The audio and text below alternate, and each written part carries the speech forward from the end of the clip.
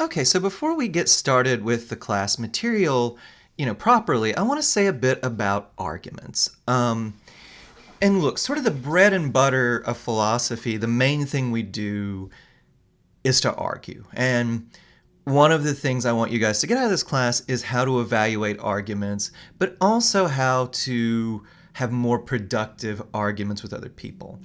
Now, you might be hearing the term argument and you think, well, that's awful. How are arguments productive? You think of that couple in the restaurant you're trying not to look at, or idiots on cable news trying to score cheap points against each other.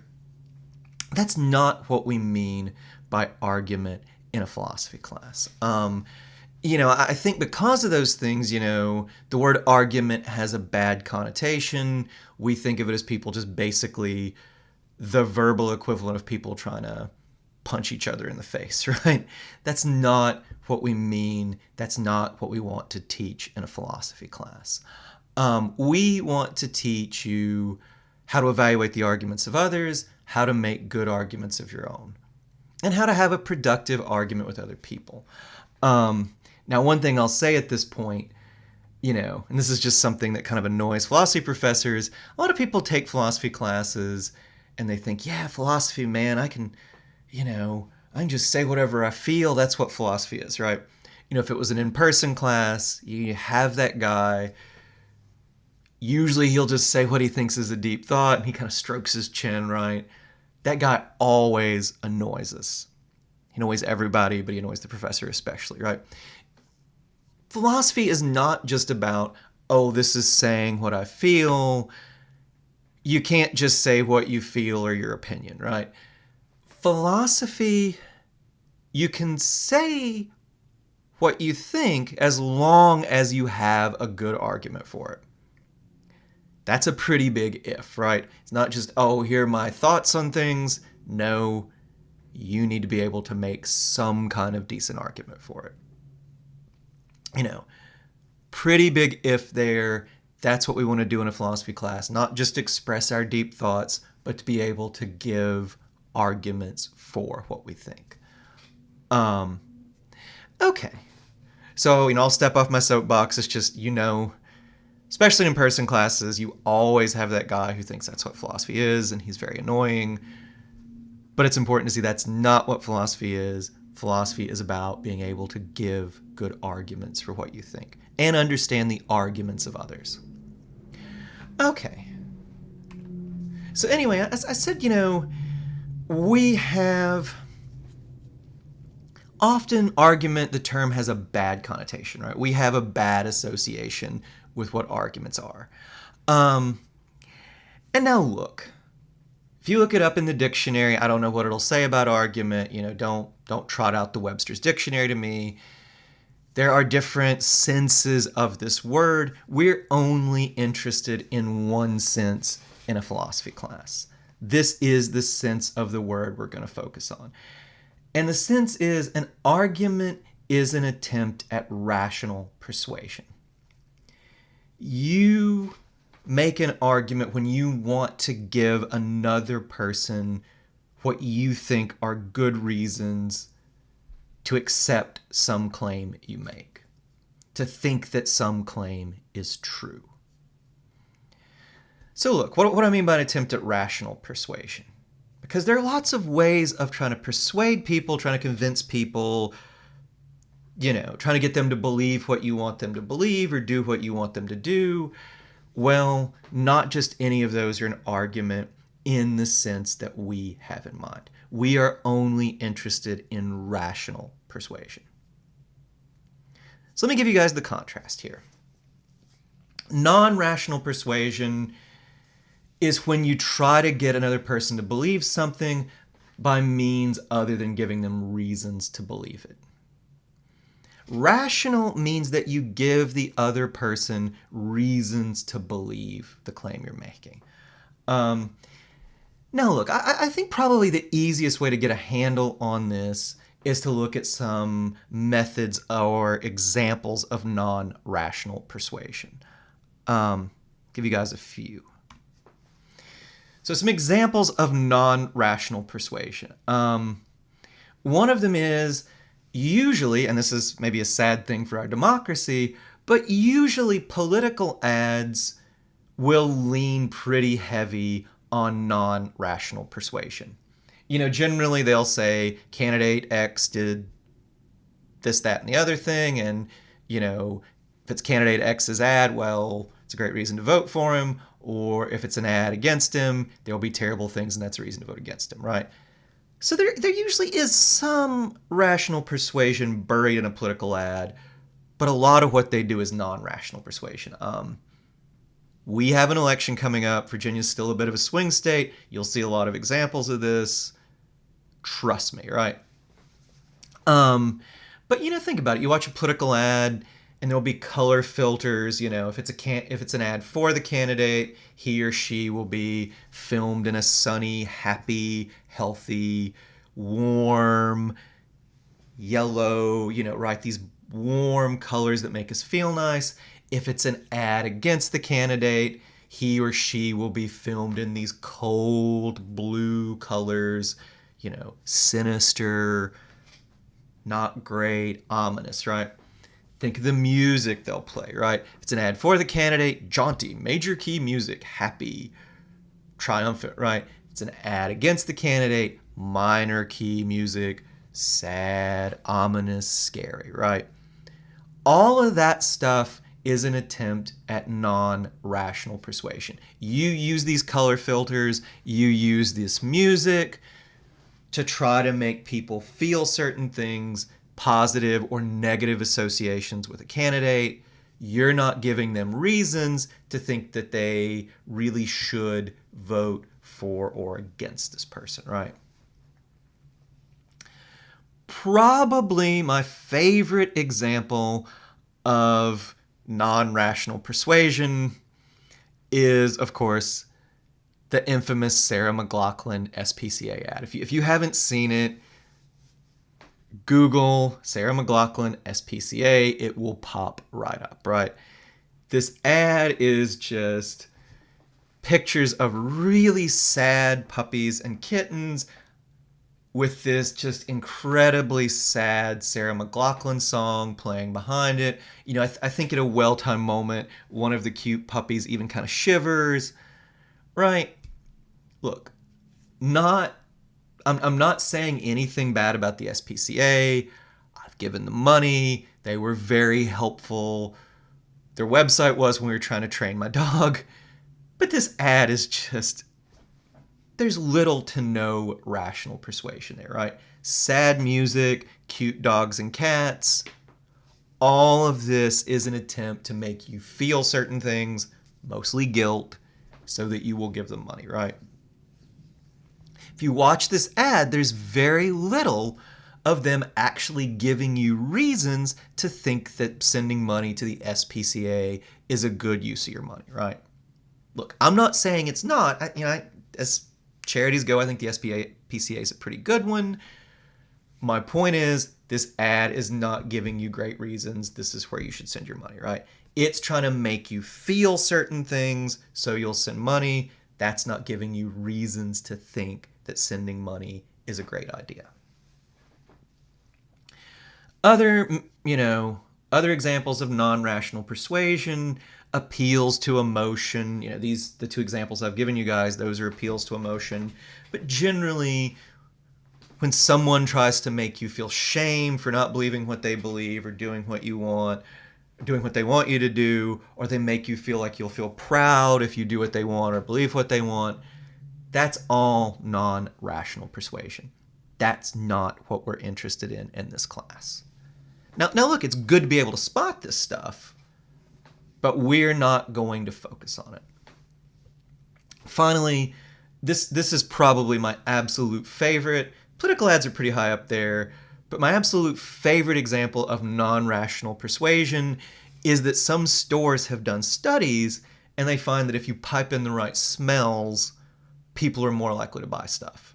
They've known for years if you play the right music, people are more likely to buy stuff. So some stores will subtly pipe in the right smells while playing the right music to get you to buy more of whatever, right? That's non-rational persuasion.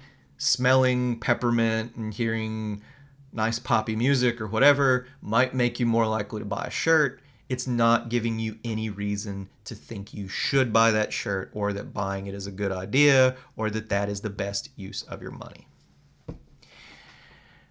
The last thing I'll say on non-rational persuasion is this.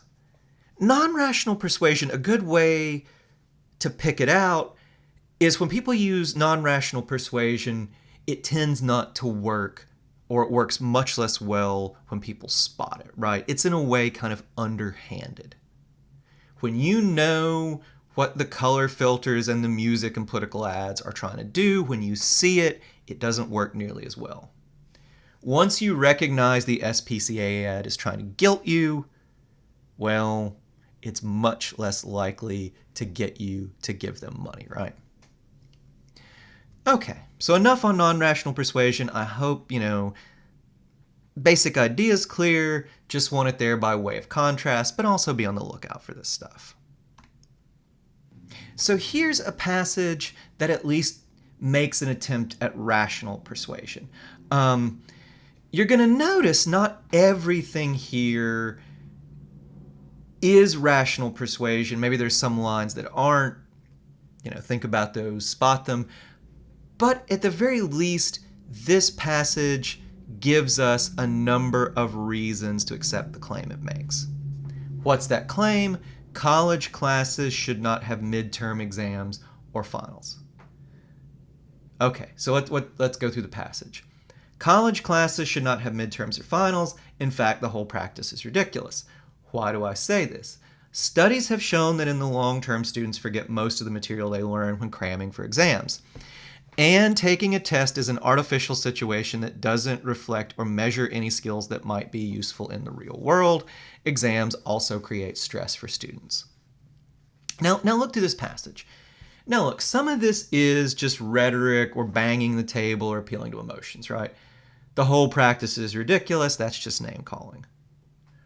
But look at the other statements here, right? This one statement you can drop. It's not rational persuasion. But the other statements do attempt rational persuasion. Studies have shown that in the long term, students forget most of the material they learn when cramming for exams.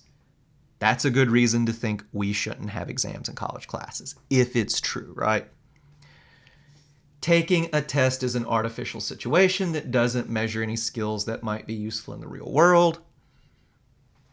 Again, if we assume that the point of a college class, and I largely think it is to learn stuff that will be useful in our lives, in the real world, well, the fact, if it's true again, that exams create an artificial situation that don't reflect the skills that we want to get out of a college class, that's a good reason not to have them, right?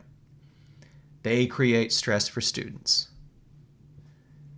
I'm getting old, but I'm not so old that I don't remember what it was like to have a test. They do create stress. Creating stress for students is another good reason not to have exams or finals, right? So this passage, most of it at least, gives us reasons to accept this claim that college classes shouldn't have midterms or finals. It's an attempt at rational persuasion. Hopefully the concept is clear to you guys, the difference between rational and non-rational persuasion. Okay, so just this introductory lecture, I just want to say a few more things, and then we'll wrap up and move on to some more advanced stuff about arguments. Now, just to be clear, we're going to go through this stuff pretty quickly.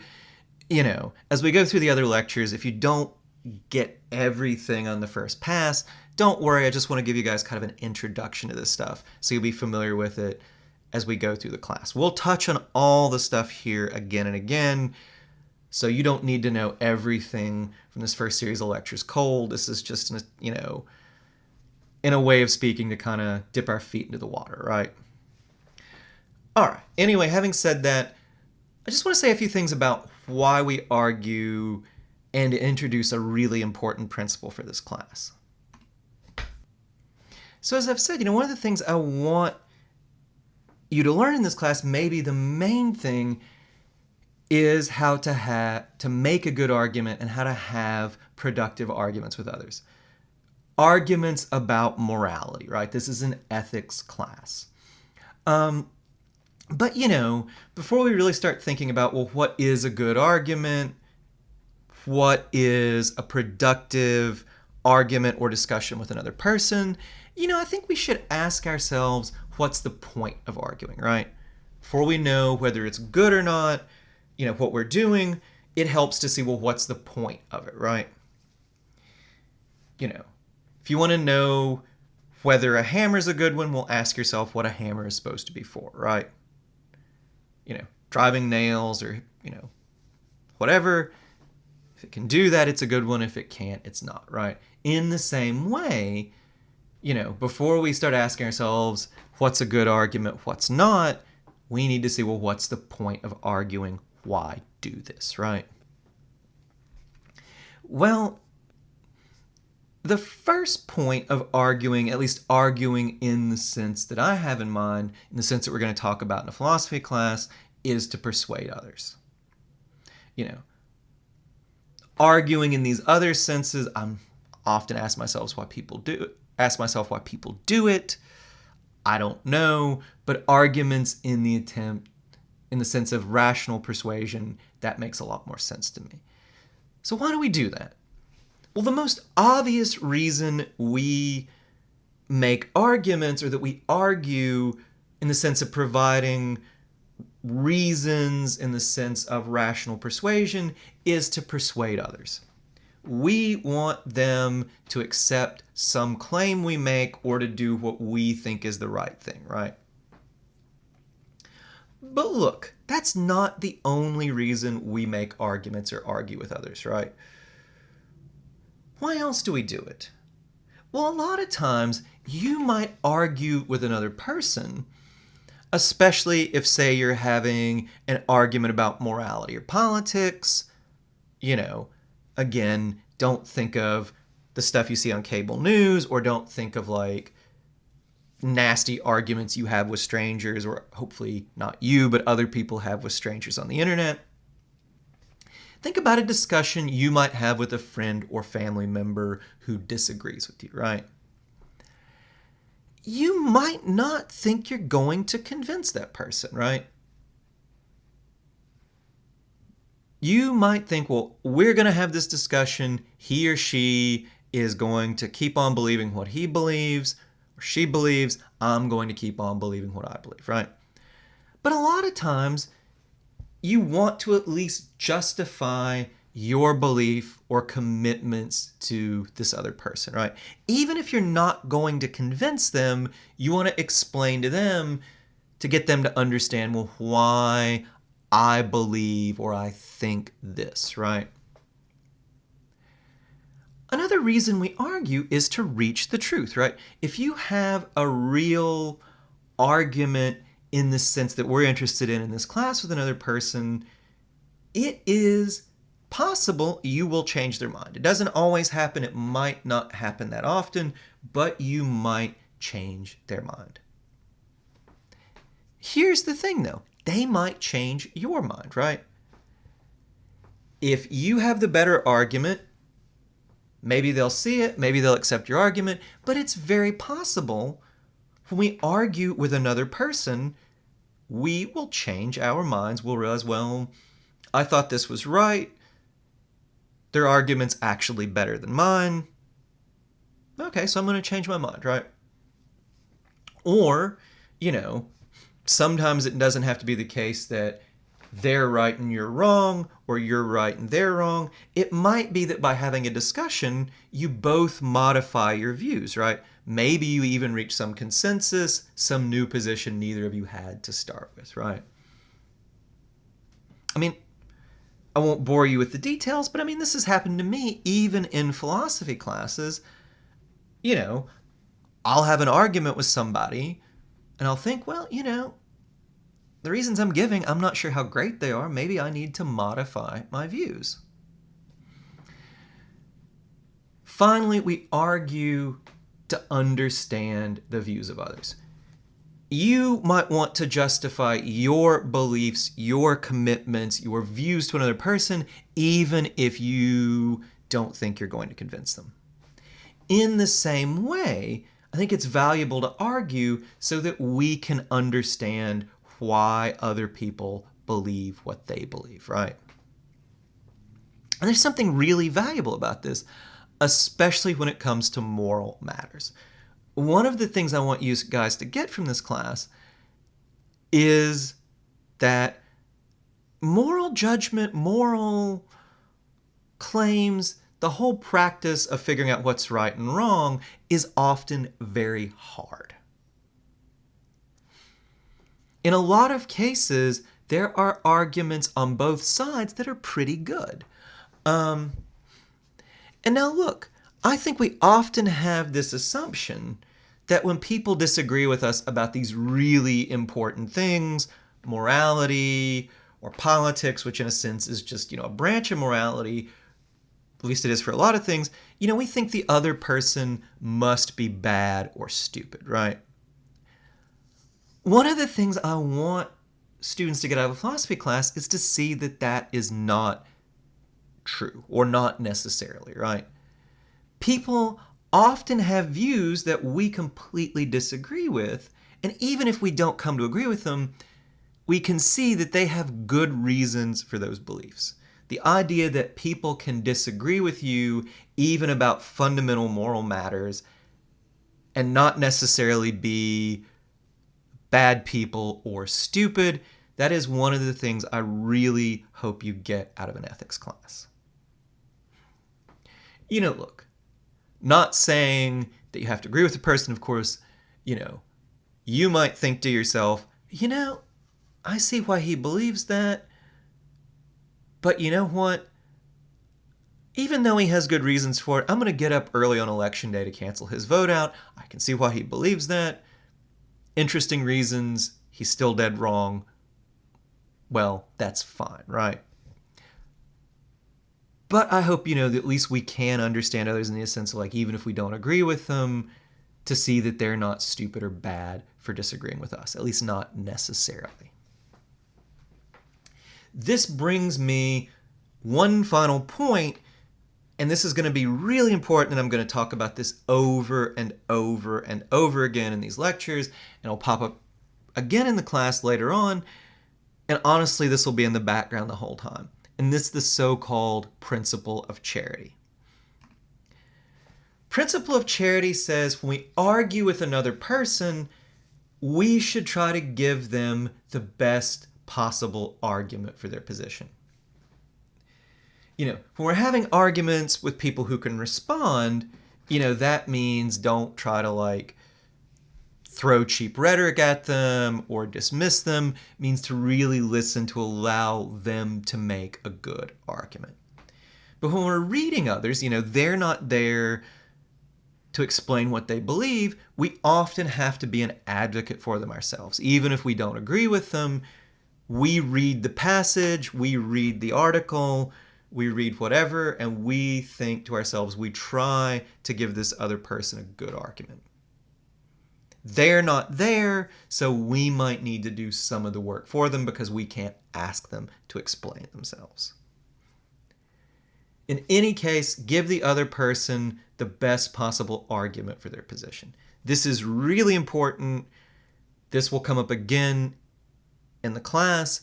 This will be in the background when I grade your written assignments. So, last thing I want to say is, why is this principle of charity important?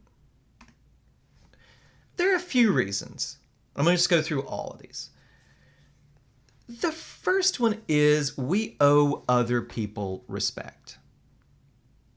Look, generally, this is an ethics class, I'm going to say, well, we need to give good reasons for our ethical claims, but this one just seems pretty obvious to me, right?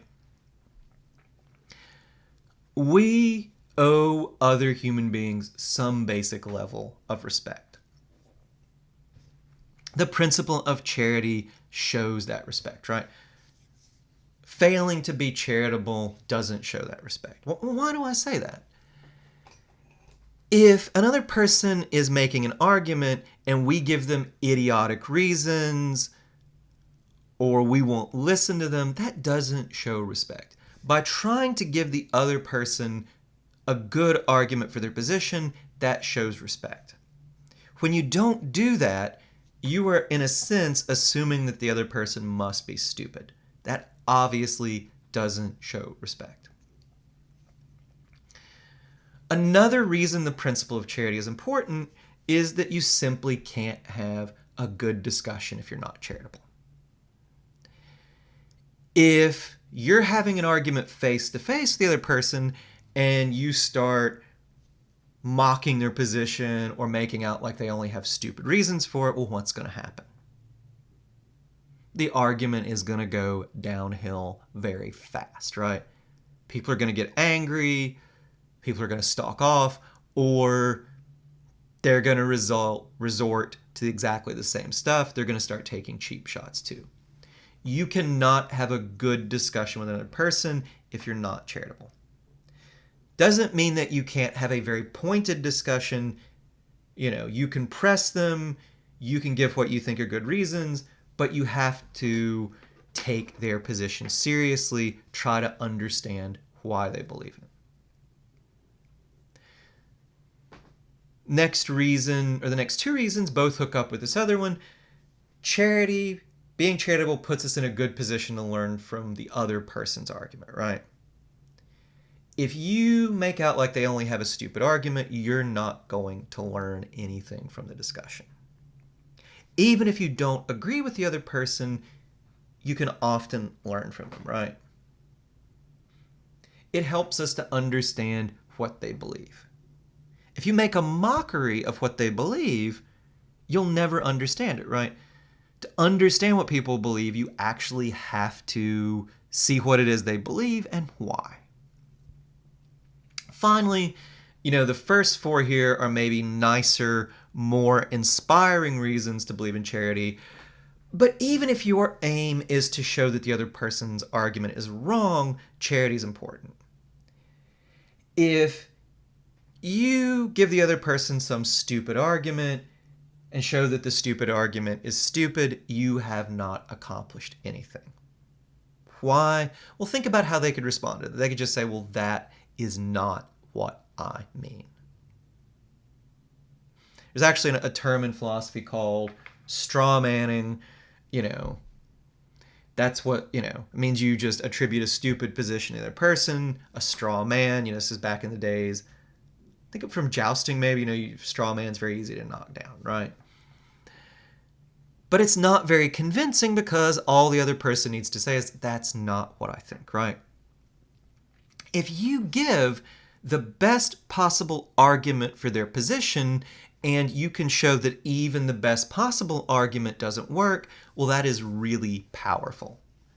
That shows that the other person's argument, if the best possible version doesn't work, well, that shows that no version will. So if you really want to disprove something, if you can show that the best possible version doesn't work, or you can disprove the best version, then you've really established something.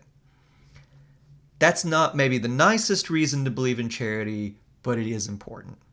Charity will help you to establish your own conclusions, to give more convincing arguments against positions you don't agree with.